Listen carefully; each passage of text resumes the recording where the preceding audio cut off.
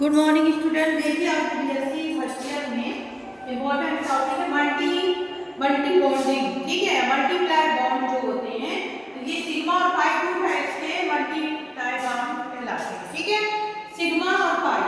तो देखिए सिग्मा जो होता है ये हमेशा आप देखेंगे कि अतिव्यापन के समय बंध जो सिग्मा बंध होता है अतिव्यापन है या ओवरलैपिंग जब होता है, मतलब कि जैसे कि मान लीजिए ओवरलैपिंग का मतलब क्या होता है कि एक दूसरे के जो सबसे वो जो बंध जो रहते हैं अपनी अपनी तरफ क्या होना मर्ज हो जाना एक दूसरे में, तो किसके अंतर्गत आता है?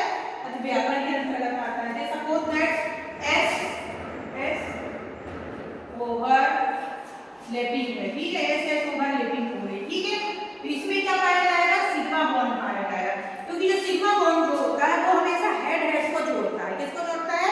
जो सिर्फ केंद्र वाले जो भाग होते हैं उनको ये मर्ज करता है। ठीक है, जैसे सपोज दैट देखो 1s प्लस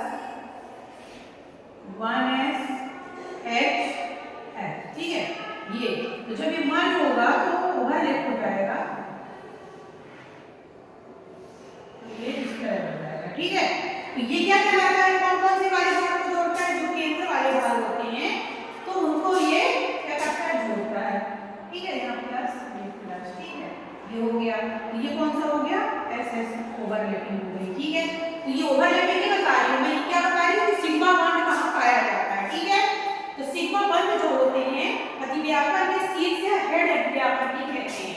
जो शीर्ष वाला भाग होता है, हेड वाला भाग जो होता है ये, तो हेड वाले भाग को आपस में ओवरलैप करते हैं, वो कौन करते हैं? सिग्मा बंद करते हैं। इसलिए हम इसको हेड सिग्मा बॉन्ड भी कहते हैं। ठीक है, और उसके बाद आप देखोगे कि अतिव्यापन के प्रकार भी होते हैं। तो पहला जैसे एस अतिव्यापन होगा जिसमें एक एक्स कक्षक और एक दो एक्स कक्षक मिलके एक अतिव्यापन किए।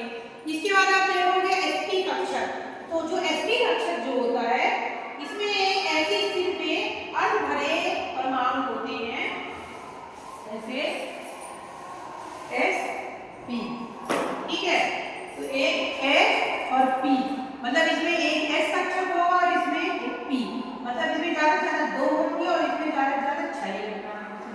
एस और पी है। पी का शेप कैसा होता है? डंबल शेप होता है, और एस का शेप कैसे होता है? गोलाकार होता है। ठीक है, ऐसा हो गया। ये तो एस का गोलाकार और ये डंबल शेप होता है। ठीक है, जैसे हाइड्रोजन फ्लोराइड ले लो आप, हाइड्रोजन फ्लोराइड लेंगे अगर अपन देखेंगे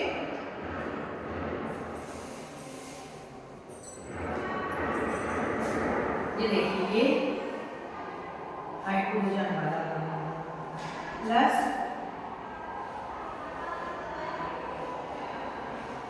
ये क्या हो गया? क्लोराइड हो गया। ठीक है, तो अभी हमने आपको क्या बताया था कि हेड हेड वाला भाग जुड़ेगा। ठीक है, तो मतलब इसमें क्या हो जाएगा? 1s कक्षक 2p h ये 1s कक्षक हो गया, ये क्या हो गया? 2p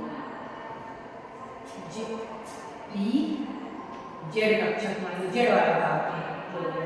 ठीक है, तो ये और ये आपस में मर्ज होंगे। ठीक है, जब ये और ये आपस में मर्ज हो जाएंगे तो ये किस तरह बन जाएगा?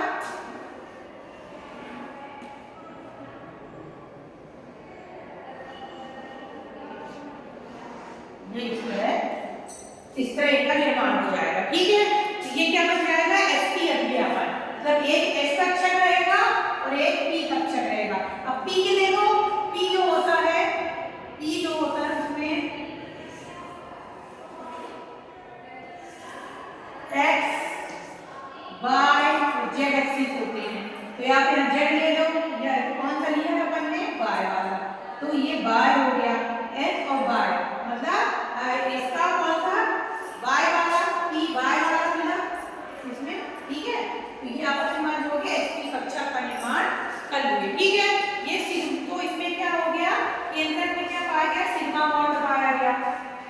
हमेशा इतना याद रखिएगा कि जो सिग्मा जो होगा, जैसे कि सिग्मा जो हमेशा, जैसे सपोज दैट अगर ये देखो ये है और ये, ठीक है जी, यहाँ पे हमेशा क्या पाया जाएगा? सिग्मा।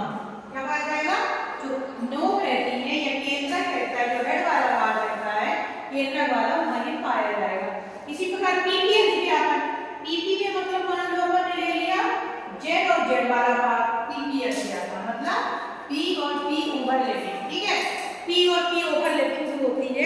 उसमें आप देखोगे कि क्या पाया जाएगा, पाई और सिग्मा दोनों। देखिए तो अभी अपन पढ़ना है क्या, सिग्मा के बारे में। तो मान लो अपन ने कौन सा भाग ले लिया, ये ले लिया, प्लस पीपी है ना,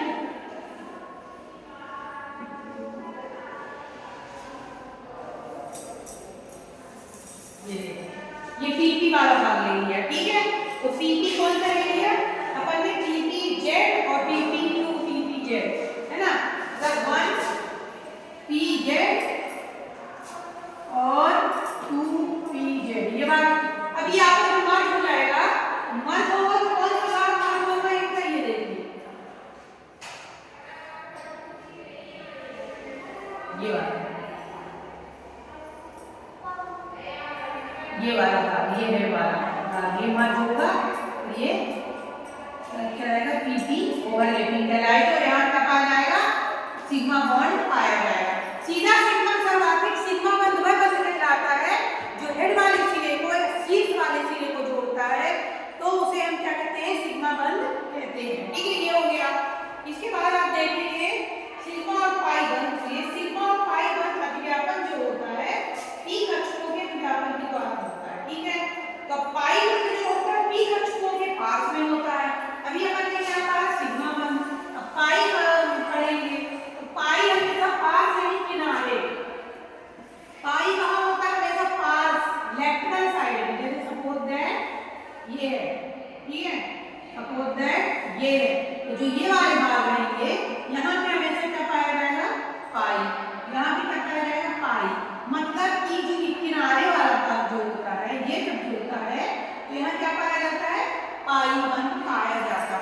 यानी पार्श्ववर्ती भाग जुड़ते हैं या लेटरल वाले किनारे वाले भाग जुड़ते हैं, तब वहां पे क्या पाया जाता है, पाई बंध पाया जाता है, ठीक है। ये हो गया। इसके बाद आप देखोगे बॉन्ड लेंथ, इसके बाद मैं आपको बताऊंगी बॉन्ड लेंथ। ये आपको समझ में आ गया कि जो सिग्मा जो होता है वो हमेशा हेड वाले सिरे में पाया जाएगा या पाई कहाँ पाया जाता है, हमेशा लेटरल या पार्श्ववर्ती। पार्श्ववर्ती देखिए जैसे ये किसमें पाया जाता है, पी कक्षक में, है मोस्टली ये पी कक्षक में पाया जाएगा, क्योंकि देखिए इसका ऐसा भाग है, ये भाग जो जुड़ेगा किनारे वाला भाग हो गया मतलब पार्श्ववर्ती, तो यहाँ भी क्या पाया जाएगा,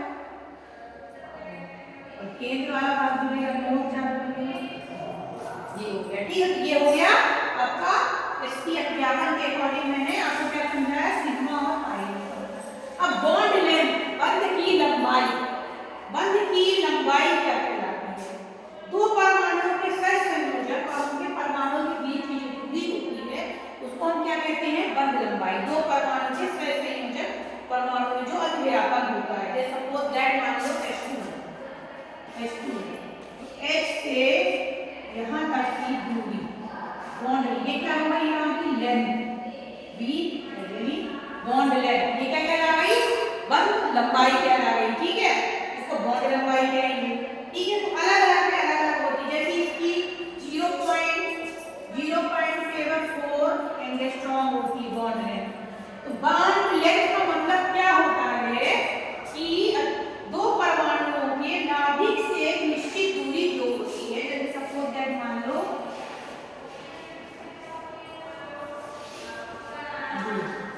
यहाँ से यहाँ तक की जो दूरी है केंद्र से इस केंद्र तक की जो दूरी है उसको क्या कहते हैं, बॉन्ड लेंथ कहते हैं। क्या कहते हैं, बॉन्ड लेंथ या बंध की लंबाई।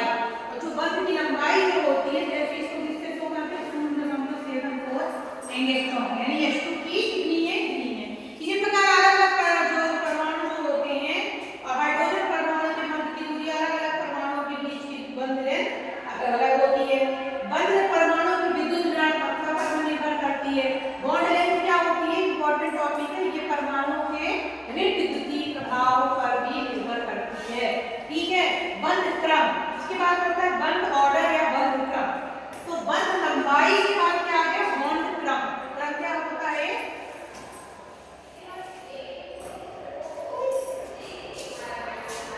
बॉन्ड जो ऑर्डर वो होता है,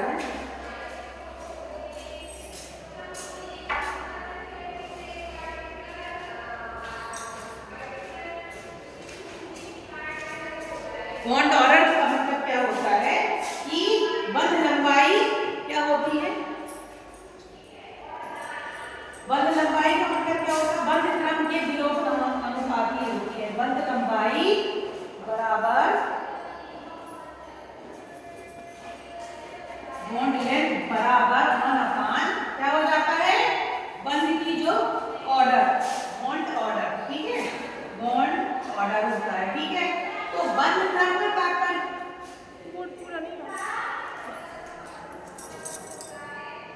बंध क्रम का मतलब क्या होता है कि एक विशिष्ट बंध कितने प्रकार के होते हैं, एल्केन, एल्किल, एल्काइन, ठीक है, single bond, double bond and triple bond, ठीक है, ये क्या हो गए बॉन्ड, ठीक है।